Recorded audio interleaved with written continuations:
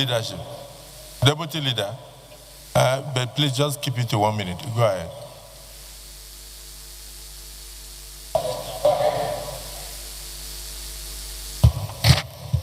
Your Excellency, the Senate President, Senator Ashiru, Deputy Leader of the Senate, and representing the good people of Kwara South, and in general, speaking for the people of North Central States. First and foremost, His Excellency, the President of Nigeria, has done perfectly well by this choice, the choice of former 18 CDS as a new Minister of Defense. Your Excellency, I'm worried for so many reasons. In my state, Kwara South, in particular, we have never had crisis of insecurity before. We don't know how it looks. But now, I'm worried because infringement on our security is an everyday affair, constantly happening. And honestly, the people are exceedingly sad and very insecure to the extent that we have lost more than 30% of our population to other senatorial districts, and Lagos in particular. Of recent, we had a visit to Jos under the auspices of Committee on Security. And I was amazed by the feeling of the people. They are really sad. Their situation is exceedingly pathetic. And I have the feeling that the present security arrangement we have might not be able to take care of this insecurity. I want to ask the nominee, what are the new things that you think we can quickly do to be able to assure the people that the insecurity level in North Central State is solvable? Thank you. That's not your seat.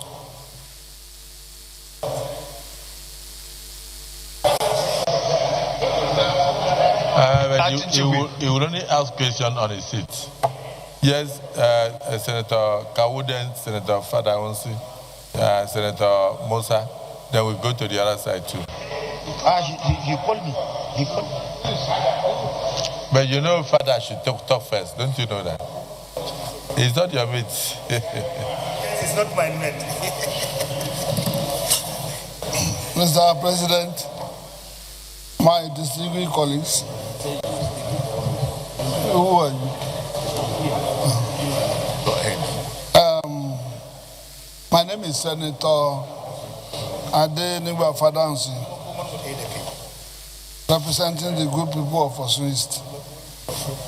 Today, I'm very happy that Mr. President showed to the whole world that he's a listening father. Just last week, we highlighted there is a fault in his security architecture, and immediately changed the narratives, which the whole country now is happy that General Musa, who has done well in his military career, has been appointed as minister. Has been nominated as the Minister of Defense. And you will see that when a retired general is nominated or appointed as a defense minister, there's a language that they speak down And the whole country now we have the hope that things will turn around by his involvement. He has gone around all the war theaters and he has done well. But my question now, which he has partially answered, I've been asking them, can we really win this war? He said it's winnable. That by the grace of God, we will win.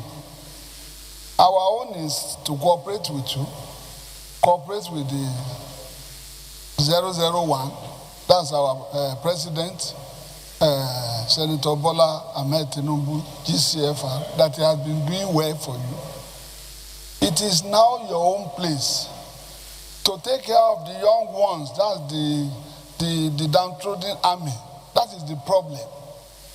If you encourage them and their packages are okay, they will go headlong to win the war. I'm very sure you will do that. And with the prayer warrior you have at home too, all of us will continue to pray for you. Today, Nigerians should go and learn how to sleep and pray for you that you will succeed. Thank you very much, sir.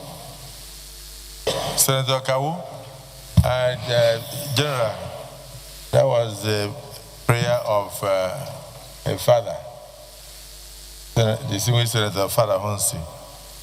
When you said that the war is winnable, we believe that if God can assist the war to win the war against COVID, that we can win the war against insecurity, and we shall win the war against insecurity.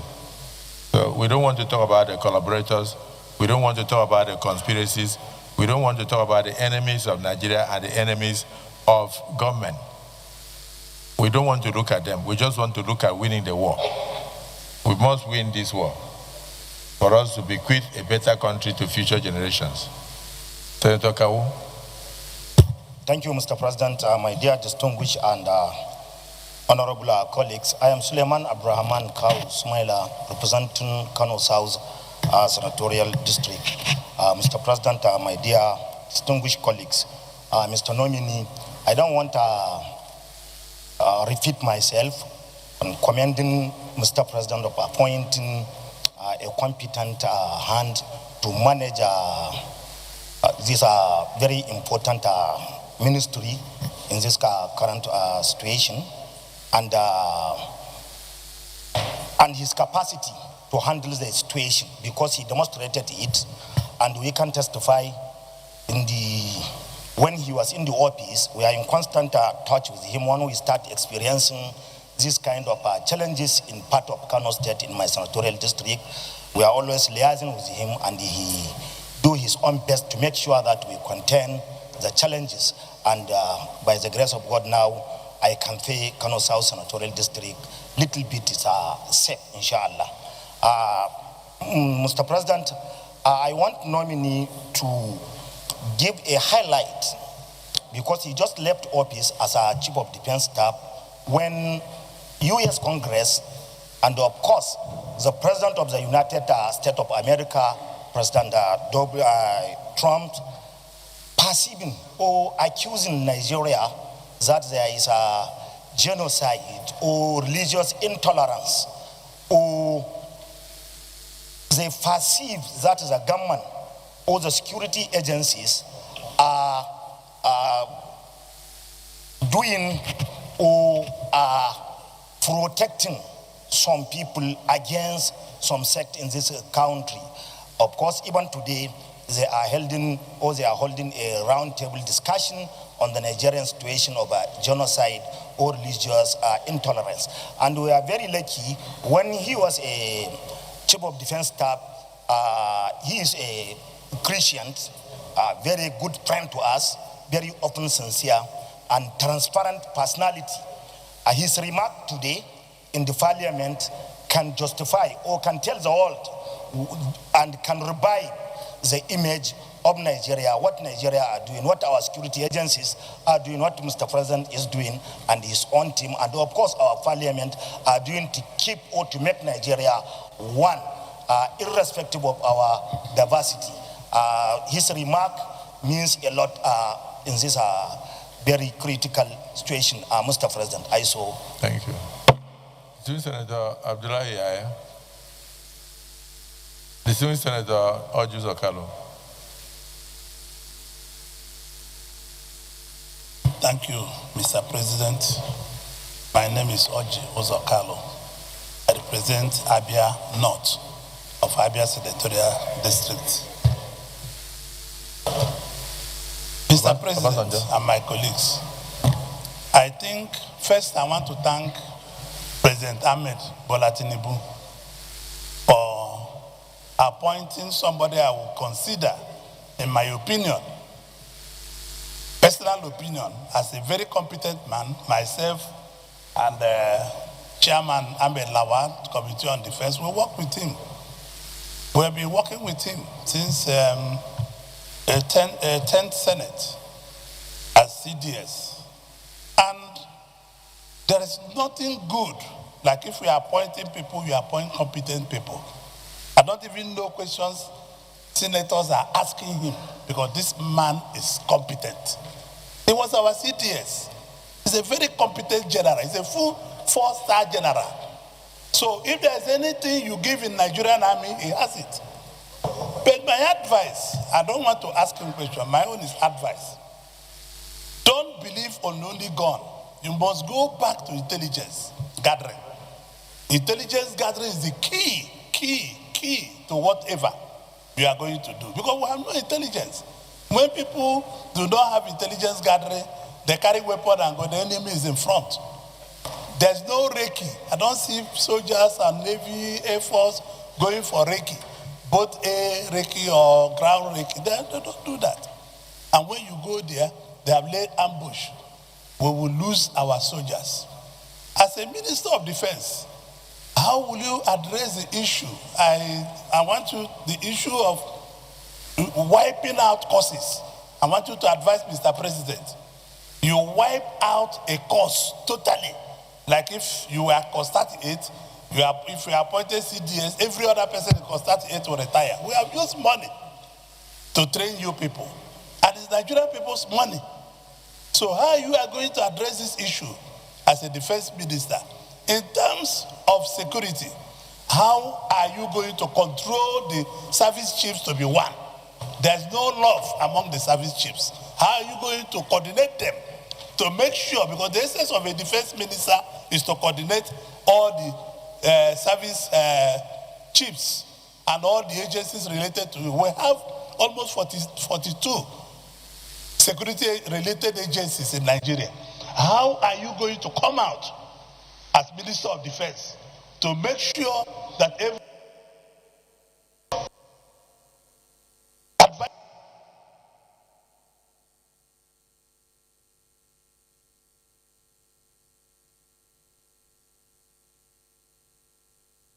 a very good attention to the service chiefs, to everybody? It's your duty. Service. And that is what it should be. And you make a decision and go back to the president of Nigeria to advise him. It's not a multiple thing. You must follow that line. This is what is done all over the world. And you must also brief the president on the things that are realistic, not just things you like. Like my colleague Kabo was asking you a question. Just one moment. What he's trying to ask you, is it genocide in Nigeria? Did anybody, I know people are killing people. If they go to Zamfara State and kill people, the people they will kill are Muslims.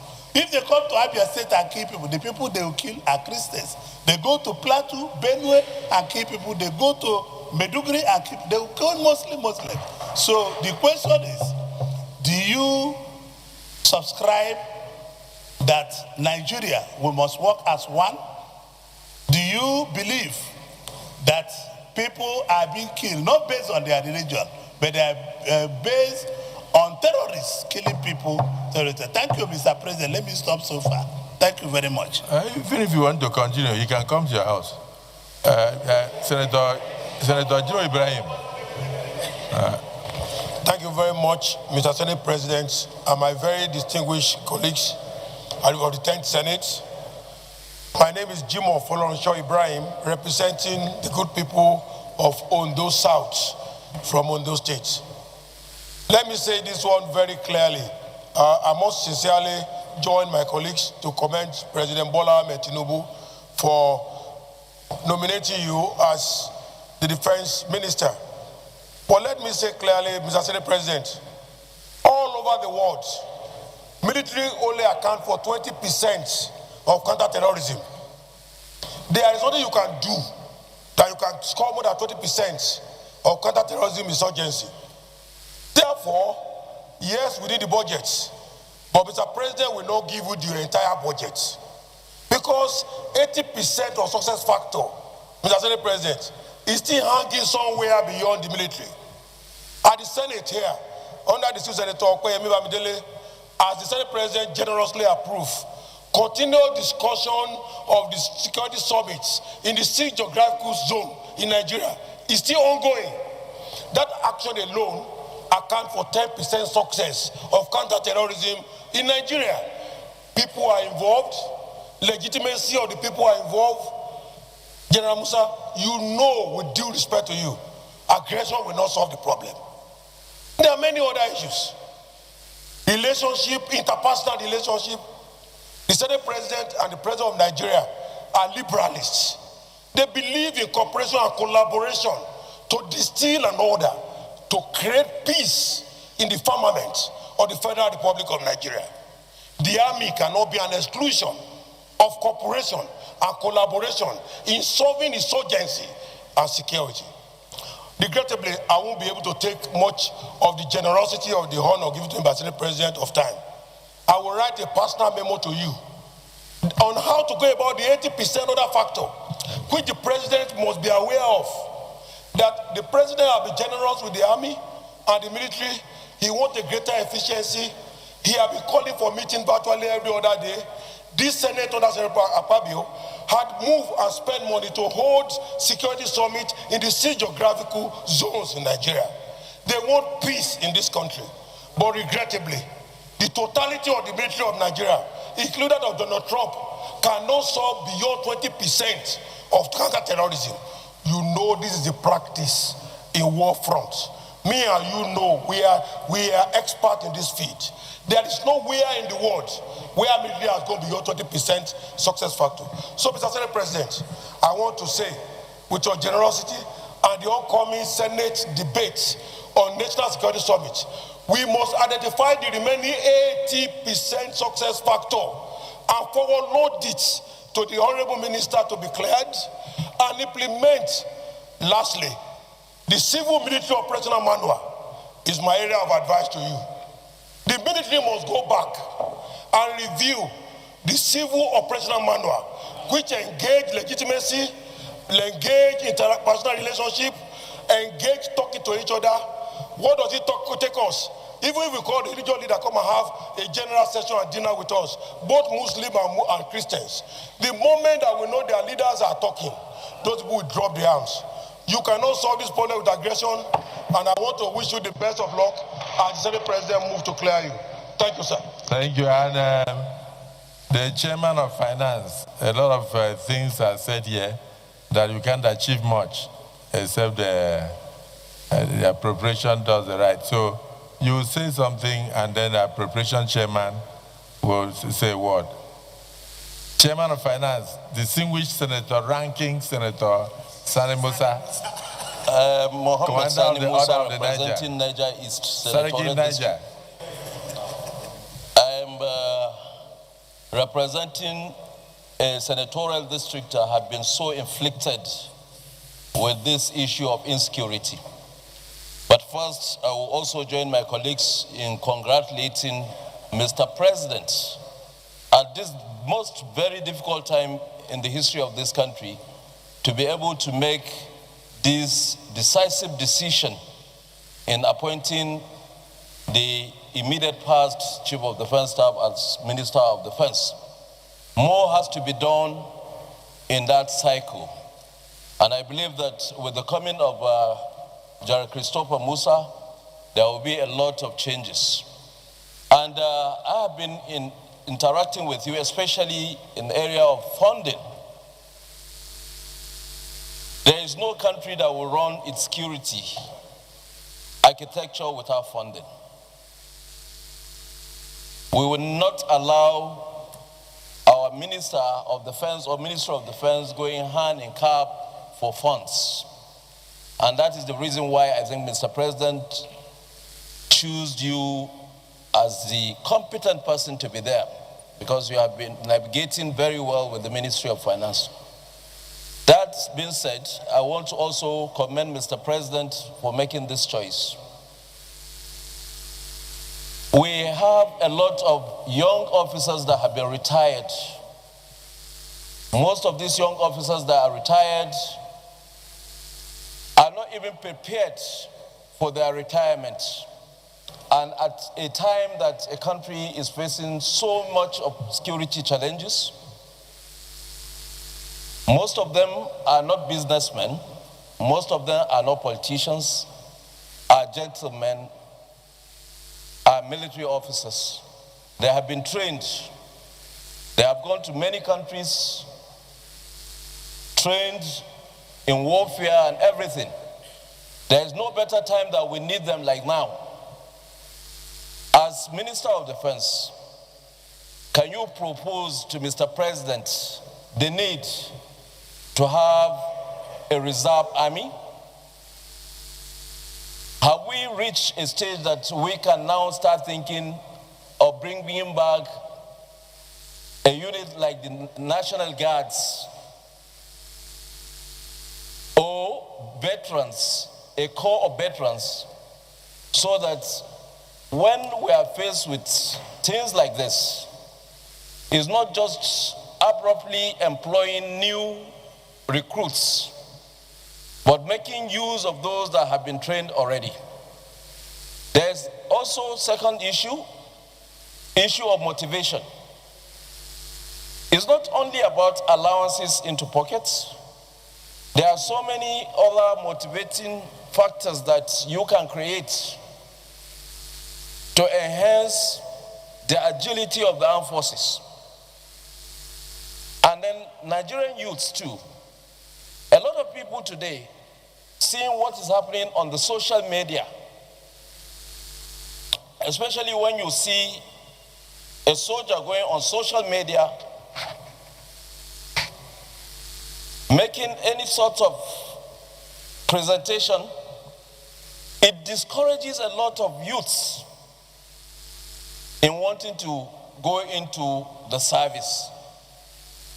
Mr. President was suggesting about NYSC.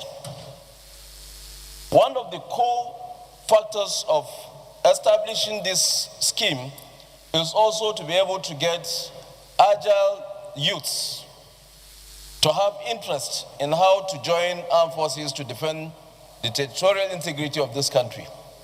As Minister of Defense, will you try as much as possible to see that these three issues I bring up, you come up with something that will be able to at least give the Nigerian Armed Forces the leverage to make use of this, the youths, the veterans, and possibly creating a kind of national guard.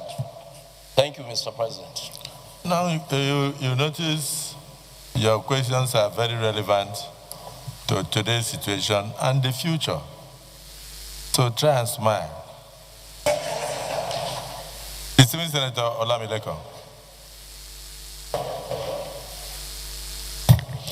Thank you very much, Mr. President. Very distinguished colleague. Mr. President, sitting as chair, let me join my colleague and the entire Nigerians in thanking Mr. President for bringing back General Musa Christopher. Mr. President, I'm one of the very few Nigerians that was disturbed when I learned that General Musa Christopher was retiring. But in a way, because of his good deed while he was in office, I know that definitely along the line, the president will give him another assignment. I never believed or thought he would be nominated as a minister. But immediately, his name was announced as the new Minister of Defense designate. It comes with a lot of applause and good commendation from Nigerians for one singular reason. Because Nigeria feels it's a round peg in a round hole. And as such, a welcome development. Sir, I want to say this. When you came on board in 2023, May 2029, when the president assumed office, and you swing into action, there is a lot of reduction in all these incidents that we have, kidnapping, banditry, and everything. That in 2024, the report is there and it's clear that we have the lowest number of kidnapping and banditry in the country. Not until recently again, when you are about exiting office, that we have this sporadic rise in banditry, kidnapping, and terrorism across board. Nigeria would like to know what brings about this sudden rise again in banditry, kidnapping, and this terrorism act across the divide. Today, you are the nominee of Mr. President as the incoming Minister of Defense. Nigeria will equally wants to know what are the strategy, even though without full disclosure, that you will put in place to bring back the good old days while serving as the Chief of Defense Staff of this country. I so submit, Mr. President. Thank you. Distinguished Senator Oshimole. God bless the president. Sir, I joined in commending the nominee, and I was very inspired by your opening statement. But the last word you used, I was a bit confused. When you said, we can win this war, I thought that is begging the question. What we expect from you is assurance. We will win this war. We shall win this war. Not can. Can is about potential. We have talked too much about potentials. Under your leadership, Nigeria will win this war. Under President Bola Ahmed Tinubu, we shall win this war. That's the kind of assurance we want. That's it. There have been a couple of observations that people have raised. When young men and women are kidnapped, state governors and other stakeholders are panicking, people are responding differently. For example, we have seen reports of armed terrorists coming out of the bush and negotiating with a subnational government. And people are like, how can we negotiate? And on the floor of this Senate, many distinguished senators remind us that people know where these terrorists are.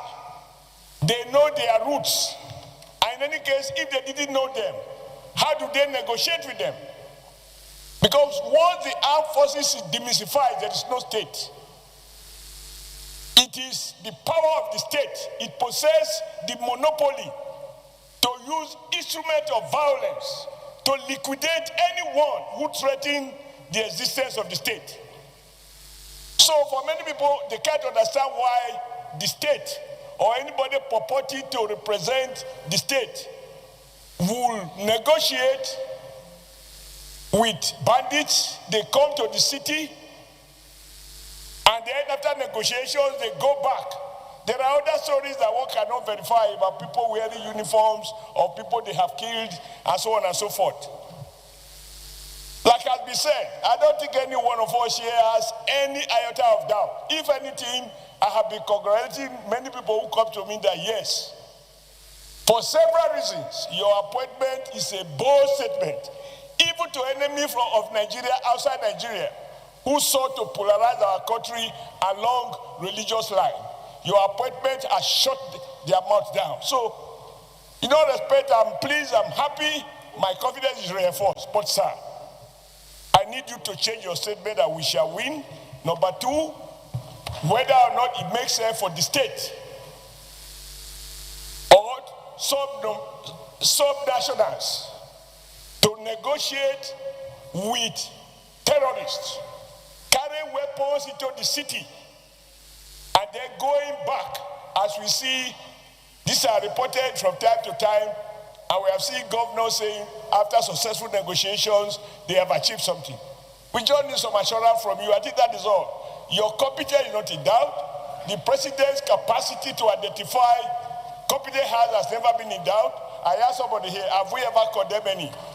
I think you are yet another addition to President Bola Ahmed Tinubu's determination to put not round peg, square peg in a square hole.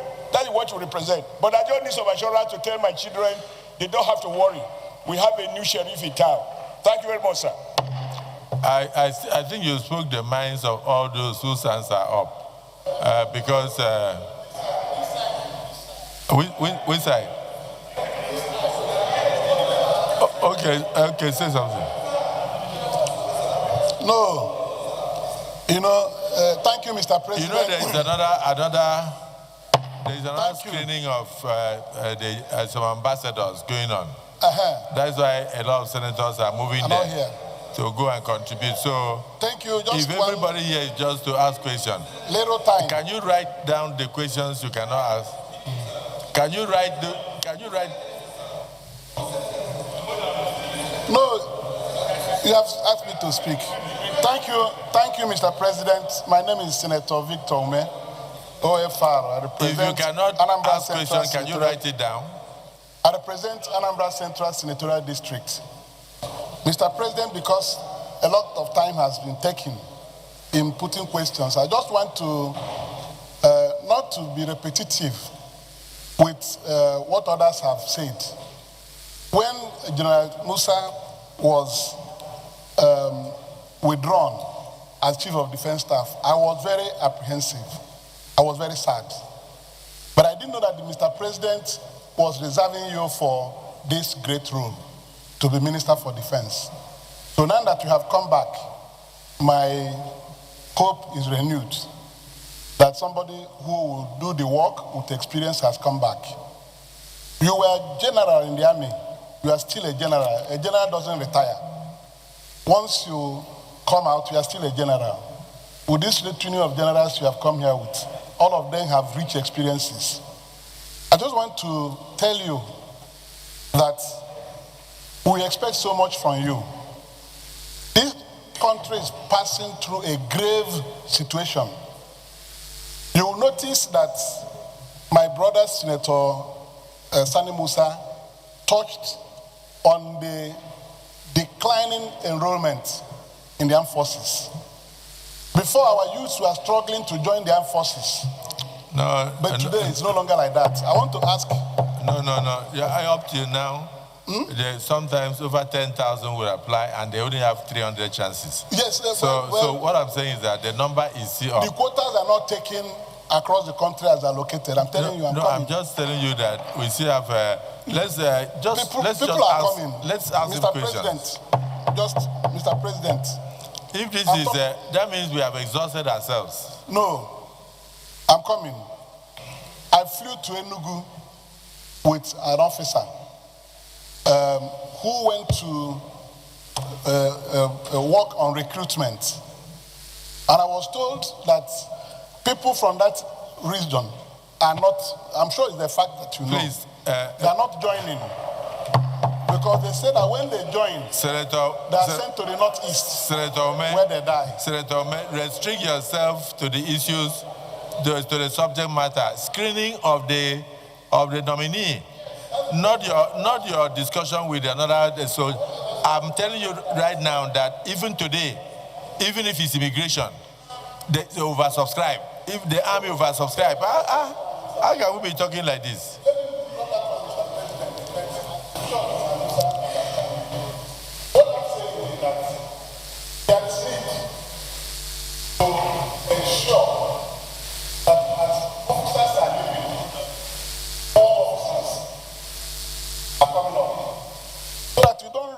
Short of people that will help you do this work. I know you are going to be Minister for Defense, no longer Chief of Defense Staff. But all of us here, whenever we see an officer killed in the field, it pains us as much as it pains you. The problem is that there is need to protect our officers. What happens when we see people killed in the battlefield are just like the match, football match. Whenever Nigeria loses an international match, everybody is low. So I want to say that I'm happy that you are back, and I pray that God will help you. And without saboteurs in the armed forces, there are saboteurs in the armed forces that have been responsible for the things we are seeing that are very unsavory. Look deep and see how not everybody carrying arm is a patriotic military officer. So that those who are against this country are weeded out, and those who are strong enough in patriotism are pushed forward. This is what I have to tell you. May God be with you. Thank you. Thank you. Thank you. In reality, we are through with the questions. Is there anybody who is opposed to the nominee, being cleared? Senator Plank. Different, sir. Unless it is different. Yes, very different, sir. If he talks, I talk. I don't want. We have had enough commendations. Okay, sir. Okay, President of the Senate, my colleagues, I subscribe to all the praises made to him. I just wanted him to make an observation that the uniqueness of his appointment, he should be encouraged to find a space and pray, because the type of ovation he's receiving with this appointment is unprecedented. I represent Pangshin, Mangu, Kanki, and Kanam. And it's a domain he knows very well. With his appointment yesterday, drums were rolling. A clergy, both Islam and Muslims in my state, are happy with his appointment. Expectations on you are very, very high. Sir, with my stay in this Senate for the past two years, I've never seen where the Senates are on the same line on appointment like your own. From the DSP to the Senate President to the Senate President former, and all of us, independent of constituency, independent of religion, and our elders, on you, needs you to go on a prayer. Sir, the last question I wanted to tell you about my own place is, there is a tiny defeat. Even when there is peace, there is a tiny defeat when people can no longer go to their farmland. Yet nobody is occupying the farm. But for anybody who goes, does not come back home. And people who cannot go back to their homes, what effort? I wish you can't answer that. But can you look at that sector? Because when people cannot go to their farm, it's like a defeat. But if people can get back to their farms, it's like it is over. I pray that you observe that. Sir, we're highly pleased. And we'll join you in prayers. Because your success is our success. What the president have done, we feel he has touched us at the right place. So may God Almighty grant you success. Thank you. Tumba Benga Daniels, distinguished senator. Thank you, our president. I'm Senator Benga Daniel, representing Ogun East, and I'm the chairman of the Senate Committee for the Navy. I won't spend more than 1 minute, just 3 quick questions. The first one is on the definition of terrorism and banditry. I'm aware that the armed forces have been armed strong in recent times because they have not been able to deploy fully, because there are arguments about whether we are dealing with terrorism or banditry. And I'm sure if we all agree that it's just a thin line between the two and allow the armed forces to deal with terrorism, we'll get better results. My second question is very simple as well. Now that we are debating on the propriety of having community-based police, state police, etc., I want to know the position of the incoming minister, what he thinks about community policing and state police.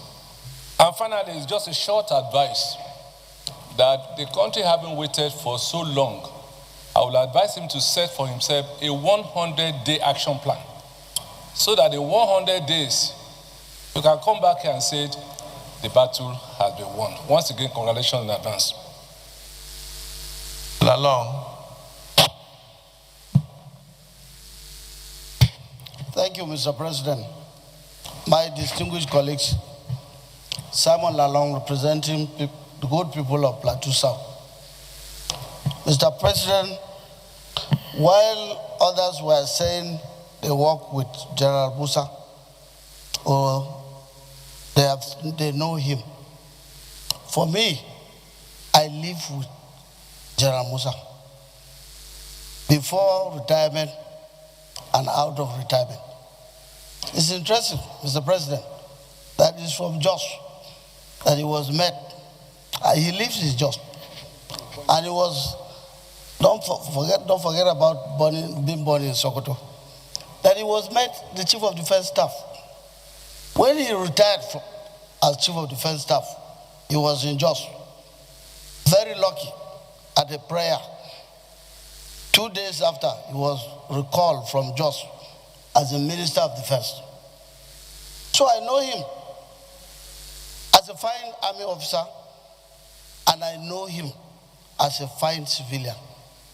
As a fine civilian, because he's a great golfer, and we play a lot of golf with him.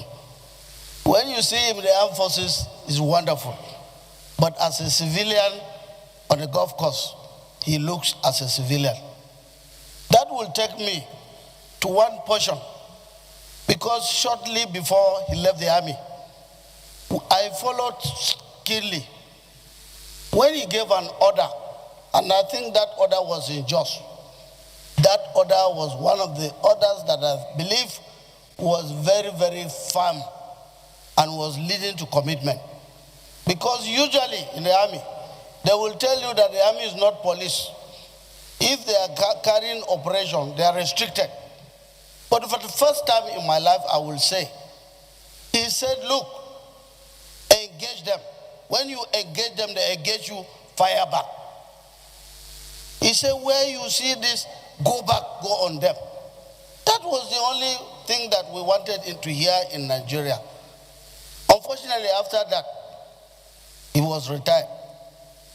And shortly after the retirement, by the glory of God, today he's back again as Chief of Defense Staff. So only 2 questions. My general, are you really going to keep to that?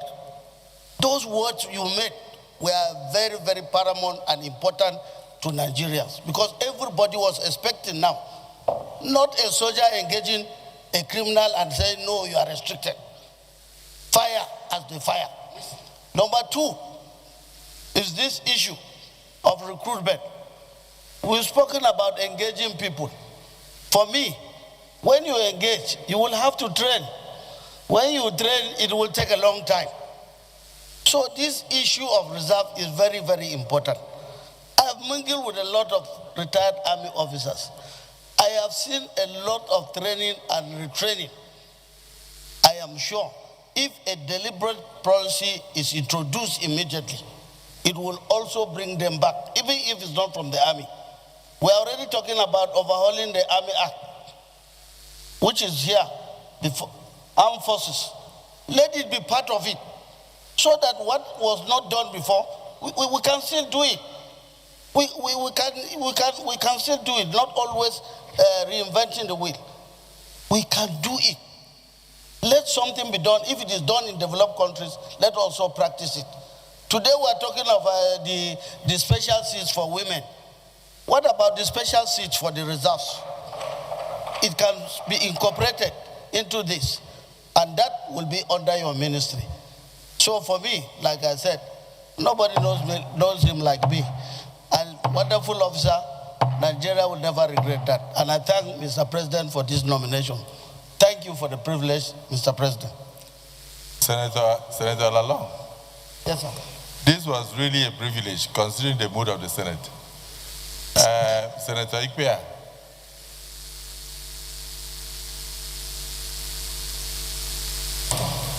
Mr. President, distinguished colleagues, my name is Senator Ikpea, representing the good people of Edo Central Senatorial District. At this junction, I want to join my colleagues to thank Mr. President for this noble cause, because we all know what we are going through. It's not happening only in the north. In my place, in Ewato, Obiaja, Ewuhimi, and the rest, we don't look at go to farms because of this banditry and kidnapping. I want to thank General Musa, retired. I know, we all know your strength. We all know who you are. We believe in you and we trust you. And you know you will not fail us. Most of you are able to thank Mr. President, because the Renew Hope agenda of Nigeria is what we have to keep us going. Mr. President, I kick off the Renew Hope agenda of Nigeria. And to sustain that renewed hope is to ensure that we deal with the real issues that concern Nigerians.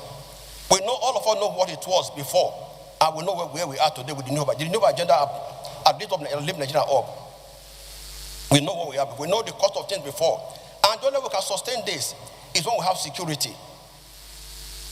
Then, secondly, I want to beg that you also look at the disciplines in the military, because we pass through the road every day. We know what happens along the road every day. When there's no discipline in the society, and mostly the army, which we believe that the strength of Nigerians, which believe that the hope of Nigerians, you can see that if you go around, if possible, set up your task force, and check the military checkpoints, you will discover that every point the tanker driver pass, they collect a diesel from them. Not only them, including other military, other paramilitary, they collect diesel from them. It's an insult to our nation. It's an insult to our name. It's an insult to Nigerians. They do these things, and so I want you to also look at the indiscipline. If discipline is not looked at, it also affects Nigerians. These are my few points. I want to thank you for this opportunity. God bless you. Senator Ekong Samson. Thank you, Mr. President. My name is Ekong Samson. I represent the home front, Akwa Ibom South. Let me commend Mr. President for sending the nominee to us. Like football, he has brought us together. One can say that beyond football, one issue that has brought Nigerians together is the nomination of Musa as Minister of Defense in this country. I represent a littoral state, a maritime territory, and my question, predictably, centers on what steps the nominee will take to strengthen security in our maritime areas, at our littoral areas, what steps that he will take. And then, the nominee has spoken very well about the need for policy and collaboration. That is what I wanted to hear, because without our addressing the issue of collaboration, then we will remain in the woods. So I thank him for touching the very key nerve of his appointment, which is the need for collaboration. I would only ask from the sidelines, what will be your attitude to negotiation with those criminals? Your attitude to payments of ransom? And principally, what steps can we take to make the armed forces more attractive? Thank you.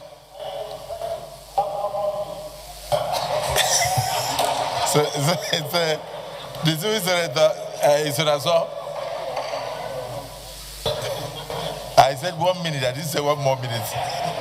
Well, thank you, Mr. President, my distinguished colleagues. My name is Osita Ezunaso. I represent Imo West. Mr. Nominee, I'm going to be very brief. When you came here 2 years ago, you gave us proper lecture, if I may say, on kinetic and non-kinetic approach of solving this problem. Now that you have been, if confirmed, you'll be saddled with the responsibility of manning the defense ministry as a minister.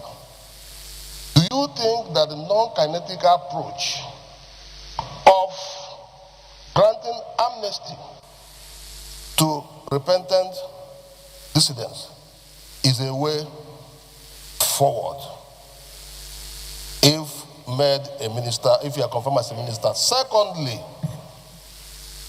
we were told, we don't know whether it is true, that some people who have voluntarily surrendered to work for the federal forces are being reabsorbed into the intelligence gathering of our system. Is it correct or not? Thank you, Mr. Nominee. Senator Anthony Ani. Thank you, Mr. President. My name is Senator Professor Anthony Ani. I speak on behalf of Ebonyi South. Thank you for the privilege. In my place, they say he who laughs last, laughs longest. Now, security, we all know, is of much concern. Any question for the nominee? I'm coming, sir. Just let me finish the statement. I put addendum. You are going into a lecture? No, not lecture this time. So it's of very much concern. Now, the basic question I want to ask, there are two of them. Now, would you, General Musa, I hope you would know the difference between your office now as a minister and your previous office as a defense, chief of defense staff. If he doesn't know, you can go and teach him. Secondly, I want to advise that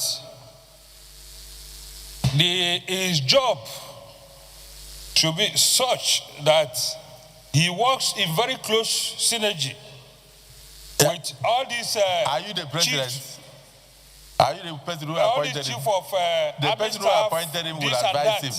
in the sense that if there is no harmony between them, there is bound to be misfortunes along the way. Point of order. So, Order 52A. A senator at all time must confine his observation to the subject under discussion and may not introduce matter irrelevant thereto.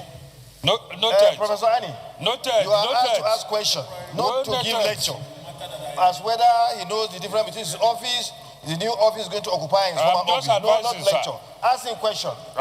And so submit. The question is, that brings me to... Point of order is sustained. Senator Ani, that is why it's not good to speak for the sake of speaking. So your time is gone. Senator Yaradua. Thank you, Mr. President, my distinguished colleagues. I am Abdulaziz Musa Radua, representing Katsina Central. Use your campaign voice. I'm Abdulaziz Musa Radua, representing the good people of Katsina Central. Thank you, Mr. President, and my distinguished colleagues. I want to join my colleagues in thanking Mr. President for this nomination. And mine is not to waste time. It's just to thank my colleagues for all they have said and the encomiums, they have showered on the nominee, whom everybody knows has done well as the Chief of Defense Staff. I want to lend my voice to call still on the need to empower the armed forces, especially now that we have this insecurity that has escalated in the nation. You have come just at the right time, and I believe by the grace of God, you will do very well based on your past performances. So I want to pray that God in His infinite mercy should guide you and protect you and give you the wisdom and strength to ensure the defense and security of this nation. Thank you, Mr. President. Thank you. I was looking at the chief whip to know whether he has 1 more minute. Okay, so I want to thank all my colleagues because I think we've been very fair. The screening of ambassadors is ongoing, so some of you have been going there and coming back, and I thank you for your patience and all your contributions. The nominee, you see why I told you to sit down? You can run off with some of the questions you can remember. The ones you cannot remember, write them down and take them to your office. Thank you very much, sir. Thank you, Mr. President. Thank you, distinguished senators. Sir, from all I've gathered, it shows that everybody is following up with the issue, everybody is fed up, and everybody wants things to be done differently. And those are the things we're going to do to make sure that we have peace.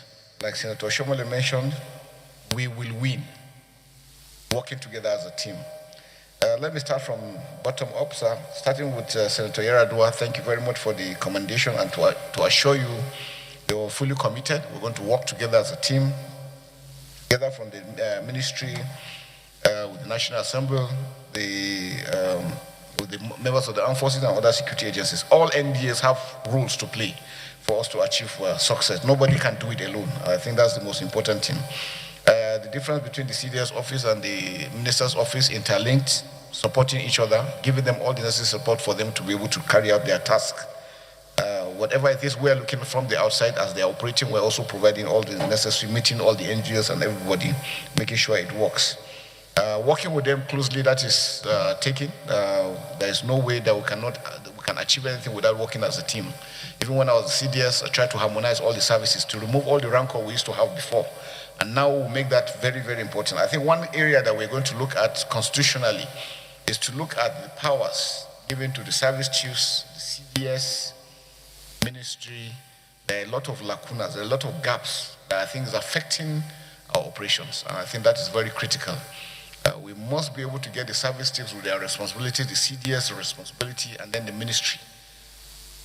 Observing what is being done, following up so that we can make sure that the work, the synergy is seamless. There seem to be still some areas that is meditating against our work. I think those are issues we're going to come. I think what we'll do again, sir, is taking over. I'm going to sit down with all stakeholders. That's what we did in Maiduguri that gave us the success we did. We must make everybody understand the roles they have to play. And in doing that, once we do that and everybody's on board, it makes it a lot easier. Sir, to say it, in Maiduguri, we had meetings with motor park, markets, commercial drivers, everybody. And when they came on board, that's when we had success. And that's why we need to really replicate, going down to make sure that everybody has a responsibility. It is not when you see something, you keep quiet saying it is not your responsibility. No. The armed forces, the security forces are not going to be everywhere. So it's important that we also work together. So Senator Anye will assure you that we're going to work closely with the service chiefs. There won't be any issues together, and including other security agencies. On the issue of the reabsorbment of the surrendees, that is not happening. We have a system that we monitor who and who we're recruiting into service. We work together with the intelligence system, the military intelligence, the DSS and all, they still go back to check all those ones we're recruiting based on the data they're bringing. But sir, I think I must mention this, which I've done severally. There are countries, if we look at first world countries, why are they succeeding? They've been able to put some basic things in place. Something as simple as a database for all citizens. So I think that's one area that we need to be, so that we can also assist the security forces, and even developmentally, we need to know the number of people in particular areas so that we can know whether we have markets or schools or hospitals in those areas. I think it's important that we must have a comprehensive database, and not the database that immigration will be having, quarantine will be having, police is having something. No, we need a unified one so that we'll be able to carry, so that when you commit a crime, it's easier to track you, it's easier to trace. That aspect that people can easily commit one crime in Sokoto and run to Maiduguri and go and stay, or run to Kano or somewhere and nobody knows them, makes it a lot easier for them. There are countries where you commit one offense, even your bank account is closed. Your ATM cannot work. Now with ICT, we can do a lot. So I think it's important at this stage for us to start looking at how we can link up all those data together to have a unified one that will assist us in doing this. The kinetic and non-kinetic, like is mentioned rightly, sir, the kinetic effort is about 25-30%. It cannot win totally. It will give you the leverage. But sir, are we addressing those aspects that got us to where we are? Issues of good governance, poverty, illiteracy, all these aspects contribute to it. And that's why we said that the states need to do a lot. Local governments need to work. Sir, if our local governments are up and doing, the local government chairman will be dealing with the crime within their localities. And it will ease up these aspects. We need to have the police. We need to have the correctional system, and especially our legal system. So if the legal system is not proactive, and most of these crimes, especially terrorism, so in Saudi Arabia and Middle East countries, anything on terrorism, nobody jokes with it. Even your family members will disown you. Because they've made it in such a way that nobody is set free once you are charged on aspects of terrorism. So I think we need to also make it very, very punitive. The kidnapping issues, the way it's been treated in courts, you get somebody and cases are prolonged, doesn't make it well. So even the security forces, when you travel and you do all the efforts in making arrests and nothing comes out of it. So those are the aspects I think that we need to do. The non-kinetic is very important, sir, because if we're able to understand that when there's justice, fairness, and equity within the people, and they have a sense of belonging, you will see crime and criminality will go down. Why are we having the resurgence of criminality? We know towards the end of every year, there is always this upsurge. People want to make extra money in whatever it is they're doing. The Sahel is there. The world terrorism agent is increasing in its attacks all over the world. So it's not only Nigeria, because we are not isolated. And that's why we're having this pressure. What we need to do, sir, is working together as a team in addressing, making sure that we address them within Nigeria and do not give them any freeway, any aspects that they need to do. We must stop ransom payments. And in doing that, sir, even when ransoms are being paid, because people want to do that, we can track the money is being paid and where does the money come from. There is a lot you can do using the banking system, that we can do these things and track those things backwards. The use of technology is very important.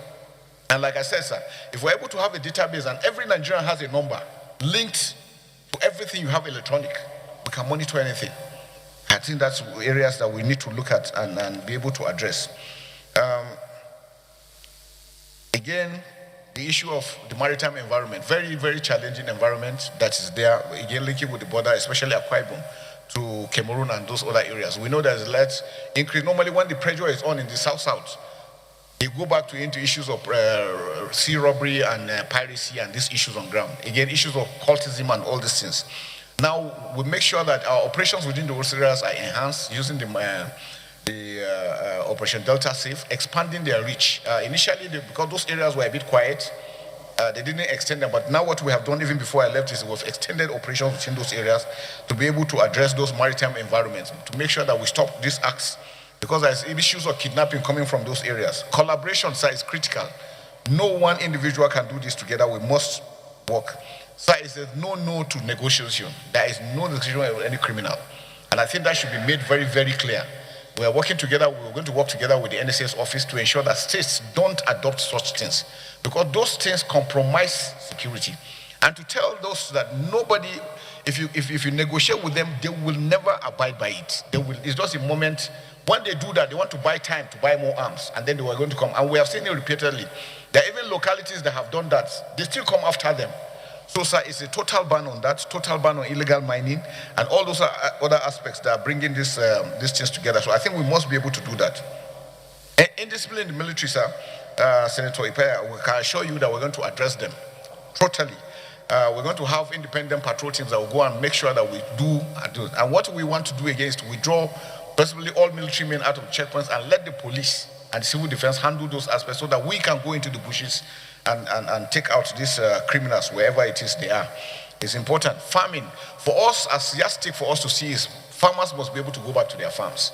That is to show that we're achieving success. Because as little as that is very important, because food security is big. If there is hunger, a hungry man is an angry man. And so if people can't eat, you can imagine what will happen. So for us, I think protecting the farm, working with the civil defense that have the agro farmers, agro rangers is very important for us to continue to work together. For Senator Lalong, thank you very much, sir. We really appreciate you for the commendation, and we assure you that we're going to be very firm in all we are doing. And everywhere we make sure that recruitments are going to be thorough. And again, it brings me back to a database. So it makes it easier.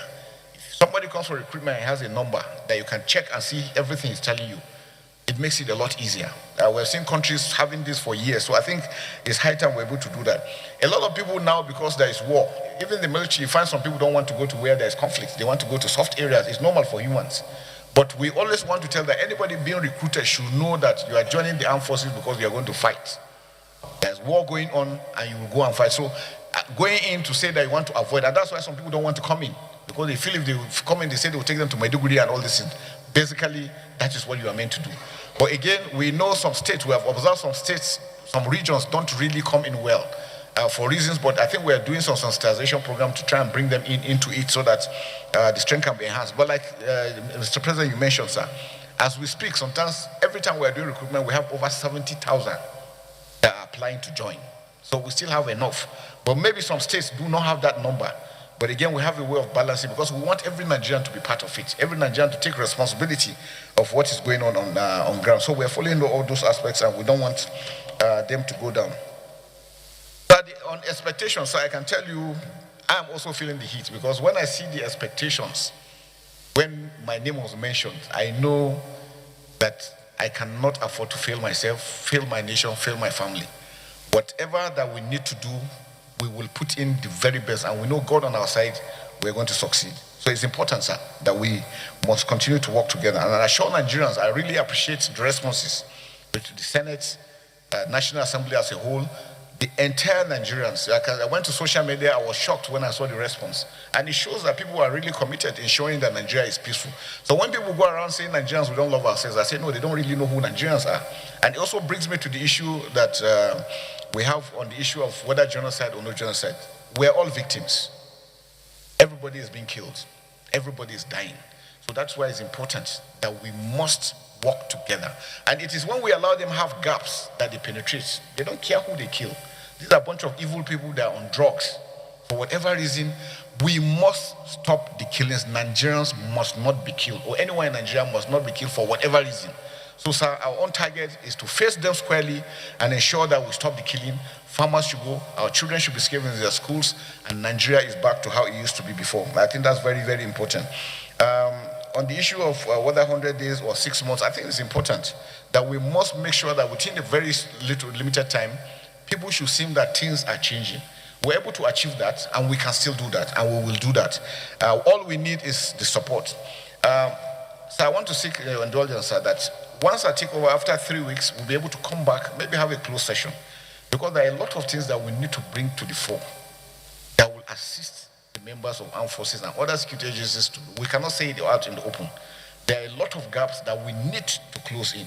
And I think that's very important if we're able to sit down. I'll sit down with all of them, we'll discuss, and then we'll come back again and sit down and show you clearly the roadmap. What is it that is in? What do we need? What kind of support do we need for us to be able to achieve? I think that's very, very important, sir.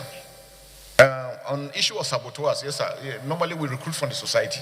So there will always be the good, the bad, and the ugly. But we have a system of identifying such people, and immediately we do that, we take action because we prosecute. The armed forces have standby court martials all over the country. Anywhere you commit their offense and their punishments for it. And I think that is what we are going to do. On sustaining the strength, yes, we're doing that. The system we're adopting is good, and we're going to do that. Engagement of retired personnel is a good idea. We're going to discuss with the services and see. On retirement, you still have 3 years into the reserve. So we can still re-engage those ones that are retired into reserve, those ones that are still fit and capable. Most of us here that are here have spent over 30 years in service, or almost 40 years, because if you look at those that went to NDA, spent 5 years and then 30-something years. There are some that were at NMS, spent 5 years, 6 years NMS, 5 years NDA, and 30-something years. So they put in a longer years, a lot of experience. And I think my advice to the nation is that, beside even the military, that even in other aspects of life, these are individuals that monies have been spent on them, time has been spent, they have a lot of experience, they're very brilliant, committed in ensuring that Nigeria develops. So we can also look at other aspects of putting them in some of these boards that we have. Let us utilize them.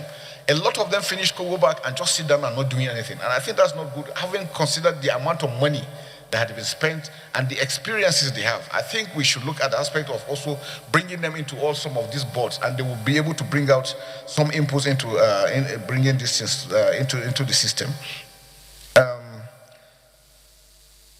Declaring, sorry, sir, let me get this. I said issue on negotiation, no negotiation. Nobody's allowed to negotiate. And for the troops, sir, every personnel that is deployed knows why he's deployed. And the 3 things where he's told is this: you are to engage any criminal or any bandit that is armed and is about to kill you. You don't have to wait. Somebody is aiming to shoot at you and you are waiting for order from who? Once you are deployed, you automatically have that responsibility. Or your colleague is to be shot and you know there is no other way of stopping it other if you don't kill the person.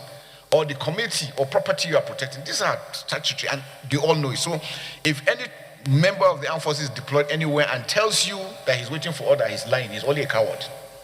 There is nothing like he's waiting for any order. The order is automatic once he's deployed because he's briefed before he's deployed. And I think that is very important that we're able to bring that distance.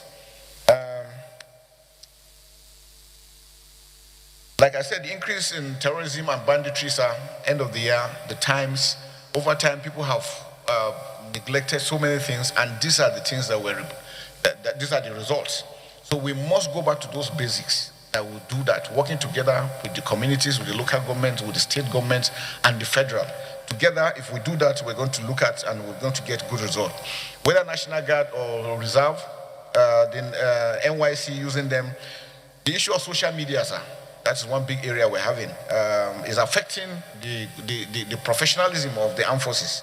And I think areas that we need to look at how we're going to address those things very well is very, very important. Funding issues, like it was mentioned, no country can have everything. So America's budget last year was about $800-something billion. And they produce the equipment. We don't produce this equipment. For everything we are buying, we buy using hard currency. A medium-range precision missile for a drone, sir, is $100,000. That is about 150 million naira. So once you fire one, 150 million has gone. Whether you hit target or you don't hit target. A ship, a medium-range ship will take up to probably 33,000 liters of fuel, 10 tankers. In 5-6 hours, fuel is finished. So you can imagine that defense is expensive. And that's why it's important for us to see that we can fund. And we can do government to government. Some of these things, we can get them directly. So I think those are issues that I think we need to look at. We said 20% non-kinetic. We'll do the intelligence. Yes, intelligence is critical. And that's why we need everybody to be on board. Because when you see something and you report, action is taken. And we're able to get good results.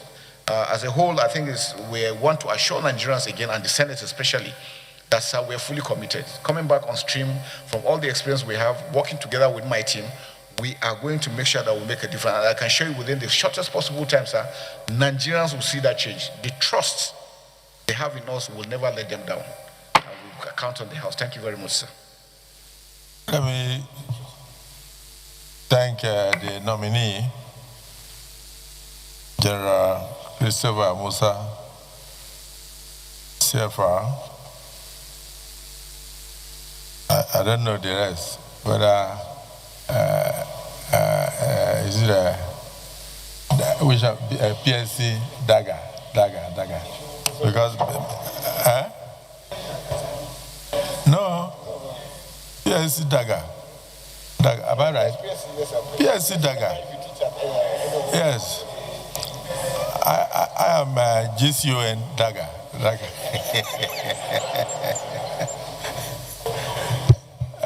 Let me say that today's exercise has been a very serious one. And I want to thank the distinguished senators. There is a meeting of North Central going on. There is also a meeting of Northeast going on. There is also a meeting of Southwest going on. There is also a meeting of the committee headed by Senator Bello on foreign affairs, screening the presidential nominees for ambassadorial appointments. These were things that were prefixed, General, before you came. But in spite of how crowded today was, we felt there was need to take you so you can go and join your colleagues to begin to map out the right policies to keep Nigeria safer. And you have observed that there is a lot of expectation of all Nigerians across board, including Mr. President, who nominated you. It's because of your personnel and your track record. And I've not seen any nominee in the Nigerian Senate spend so many hours answering questions from senators since 1999. I think you are the first. So you have set the record. I have some senators here who insist that when they take the floor to speak, I should not stop them. That after all, in the United States, some senators speak for 24 hours. So in your own case, I decided to make sure that everybody had an opportunity to ask you a question because we are all concerned about the security of the nation. The good part of it, but he answered your question. He answered, he mentioned you specifically, he said Senator Ani, and he answered the question. You didn't finish everything you wanted to say, but at least you said a few things and we picked those few things. So Senator Ani, if you have any other thing, please put it in writing, give him as he's leaving. He will address them. So I want to thank all my colleagues for their contributions. To assure you also that there is what we call verbatim reporting. The moment this microphone is pressed, everything you say, even when you sneeze, is recorded. So we have everything on record, including those who contributed and left and those who came back to contribute, including every single thing you've said. In fact, let me even tell you, we are even recording the things you are thinking in your mind now. Because that is how digital we are. So we are up to date in our offices. We'll review everything you have said here today and what you intend to do. But let me cap it up by mentioning that you said there is a constitutional lacuna. This is for the Senate, that the responsibilities of each office within the security architecture of the country must be looked into again. That's what you said. That there will be no ambiguity. And in order to ensure that there is no single office that acts as an impediment to success. We noted that very, very seriously. You have an opportunity to amplify that when we handle the National Security Summit. So we'll be requesting a small paper from you on what the National Assembly should do in order to bridge the gap and ensure that those lacunas are constitutionally addressed through the constitutional amendment that we are presently undertaking. So, and yeah, I know the acts also. I'm sure that's to let you know that we noticed that we're listening to you very keenly. And that, of course, also answered the question as to who gave the order for soldiers to withdraw before the kidnappers entered a school. It's a function of whose responsibility was it to give order to those soldiers? Because of the various formations. You have too many, yes, you have too many areas. Then you also mentioned something about a database. The need for us to have a data where once your name is put into the data, everything about you comes out. Your age, your date of birth, your experience, and everything. So it will be easy for us to know. You will even have up to even your habits, whether you're a golfer, whether you're a footballer, whether you're a smoker, or everything should come out. And then that will enable you to know whether such a person is fit for the responsibility you want to give the person. Your health status should also will also be reflected in that database. Then we want to urge you, as soon as you take over, visit the defense industries. We would like a situation whereby we don't import everything, including bullets. Nigeria should at least be able to make bullets if we cannot make intercontinental ballistic missiles. And we have noted the aspect of the fact that once you fire one single rocket or so, you have burnt 150 million. So by the time you go into salvos and firing well over 20, 30, 50, you are burning billions, and we may not have all those monies. So you are working under difficult circumstances because of paucity of funds. But we'll do our best to ensure that we support you. Senator Lalong, the meeting of North Central is outside, it's not here. So Senator Odende can follow you and you go there so that you can continue. Let the Senate finish what we are doing. And then we also notice what you said about the judiciary, that we have the prolonged trials of suspects, that there will be need for the Senate, for the National Assembly to look at how we can shorten the period of trials. And then, of course, one thing that is most impressive is the fact that you are against negotiation with terrorists. This Senate is against negotiation with terrorists. And we are even against the idea of paying ransom to terrorists because they use the same money to go and buy more arms and then wait a while and come back again. It has never worked. Even when I was a state governor, I never negotiated with terrorists. I made my state so hot that each time we arrested a kidnapper, he would say, please, sir, forgive me, I did not know it was part of your state. When they said there was a job, I know how angry you are with kidnapping. That was how bad it was. Late Arase, former IG, was once one of the commissioners of police in my state when I was a governor. He can testify to this. So we can make Nigeria so hot that anybody that crosses in from the Sahel states, maybe Mali, Niger, anywhere, when the person is arrested, the person will be pleading with you. Say, Minister of Defense, please forgive me. I don't know that that part was part of Nigeria because of the policies we have put in place. We also need the cooperation of all Nigerians. Finally, I want to thank you once again for that non-negotiation policy. Please also advise the Commander-in-Chief because most of the people you are negotiating with are laden with drugs. They are soaked with drugs. They don't go for operation with their normal eyes. So they don't go to any negotiation with normal eyes. They don't intend to keep whatever to whatever agreement. They only want to buy time to come back and strike. And then the kinetic and non-kinetic approach or approaches that you said, you've noticed that even when you release them to the society, it does not take 2 weeks before they are rearrested for the same crime. So there's need for us to review the policy of kinetic and non-kinetic and all that. I'm not against anything that will bring peace, but I'm also against something that will continue to encourage people to go eat money from government after they've been arrested. You waste a lot of money to arrest them. Sometimes you waste lives to even get 1 or 2 criminals. But when you bring them, you don't say you are trying to radicalize them. Then you go and put them inside a camp in Niger State.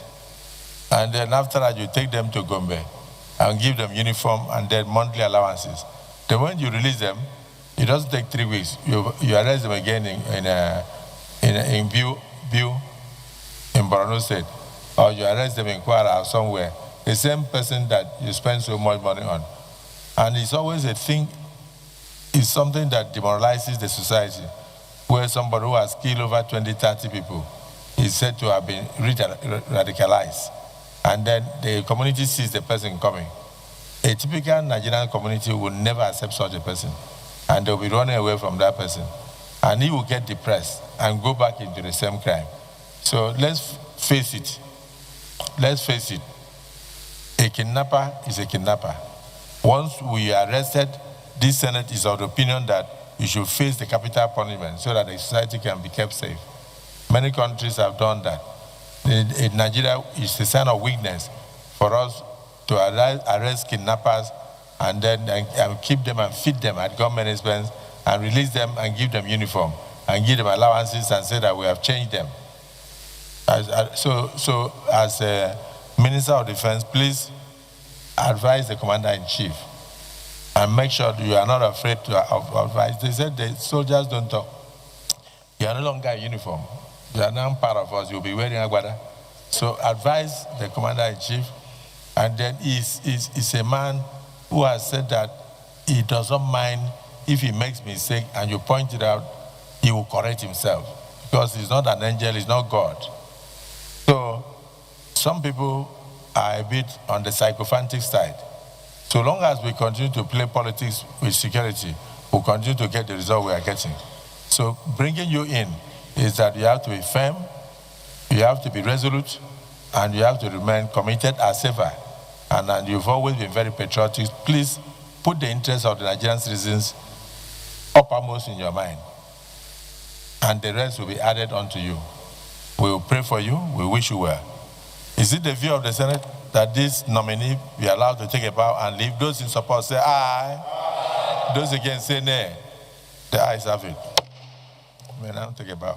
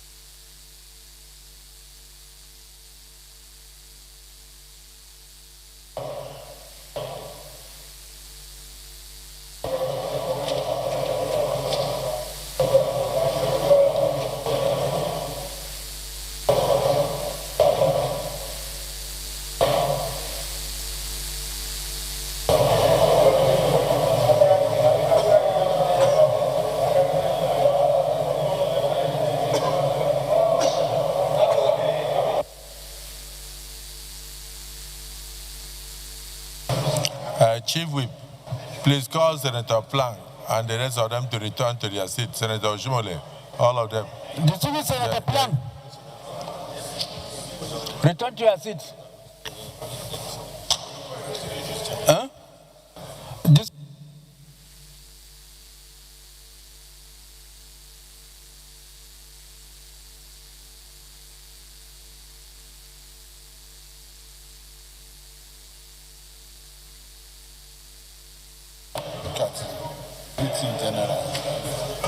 Oh, he's also there. All right. The confirmation screening has just been concluded, and the ministerial nominee, General Christopher Wabin Musa, is here with us. So, sir, congratulations as we await the decision of the Senate on the confirmation hearing. Thank you very much, yes. Now, it's been like 4 or 5 hours of marathon screening. Tell us your feelings and what comments you have for Nigerians at this point in time. Firstly, let me just thank Mr. President for this opportunity for me to be presented today. I also appreciate the National Assembly for the good job they are doing, members of the armed forces, but most especially Nigerians. Nigerians have shown faith in our capacity to achieve success. I want to assure them that whatever it takes for us to do that, we are going to work round the clock to ensure Nigeria is safe and secured. We need them to also support the security forces because nobody can do it alone. Every Nigerian should take this as a responsibility towards him that it is his own task to, whatever support he can give to the armed forces and security forces, he should not hesitate. You see something wrong, report, action will be taken. I'm very glad this went through, and it shows you all this time that everybody is committed, everybody wants peace in Nigeria, and that's what the senators have shown, and all the questions they've asked were on point, and we reassured them that we're going to work and ensure Nigeria is safe and secure. Thank you. Thank you so much, sir, and congratulations. Thank you very much. All right, this is where we come to the end of today's live telecast of the ministerial screening inside the Senate of the Federal Republic of Nigeria. Now, on behalf of all those that made today's exercise a success, I am Lami Ali, thanking you for your time and asking you to stay tuned as we continue the transmission of other scheduled programs.